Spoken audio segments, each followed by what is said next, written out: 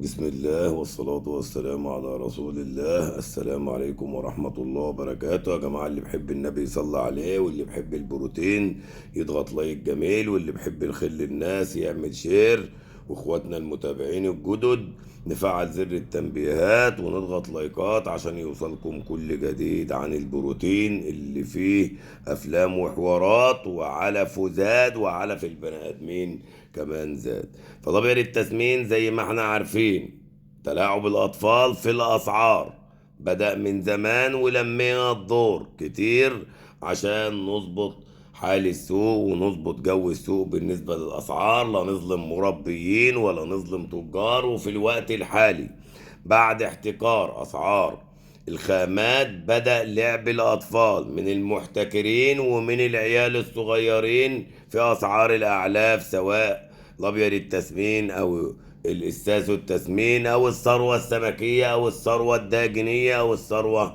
الحيوانية. التلاتة احتكار في الأسعار، ثم كمان قوت الناس الغلابة المساكين تلاعب في الأسعار بالليل وبالنهار من شوية أطفال، والدنيا ماشية بظهره، حط على البني ادمين وحط على التجار وحط على اللي شغالين في الفراخ اجمعين، ومش الفراخ لوحده بل كمان ده الثروة السمكية والثروة الحيوانية كمان.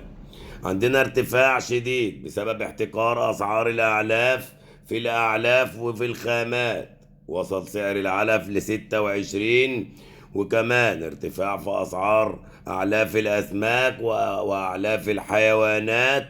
وعندنا ارتفاع في اسعار الابيض التسمين المنتجات، وكمان الساس التسمين رفع ووصل ل105، والرز وصل ل110، والبلد الحر ب115 جنيه تنفيذات. وداخلين على شهر رمضان، كل سنة وانتوا طيبين والناس الغلابة المساكين بخير، وربنا يرخي قوت المسلمين أجمعين ويرفع عننا وعنكم الوباء والغلاء، وييسر لنا وليكم كل أمر عسير، ويفتح لنا وليكم أبواب الرزق وأبواب الخير. فالأبيض التسمين النهاردة ارتفاع في أسعار الأبيض التسمين بعد تلاعب الأطفال أمس، ويطلعوا أسعار آخر النهار الساعة 9 و10 بالليل، يغيروا أسعار على التجار والمربيين كمان.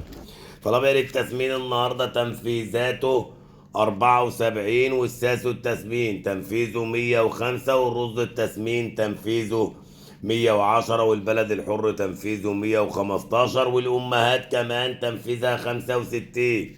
أما عن الكتاكيت الأهالي، فالكتاكيت الأهالي شغالة في الوقت الحالي 19 و20، وكتاكيت الشركات شغالة 23 ل26.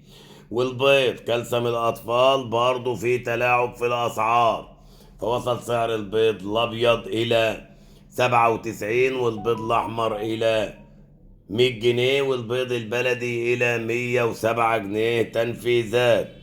أما عن الأعلاف اللي منها الناس بتخاف، فربنا يرفع عننا وعنكم الوباء والغلاء.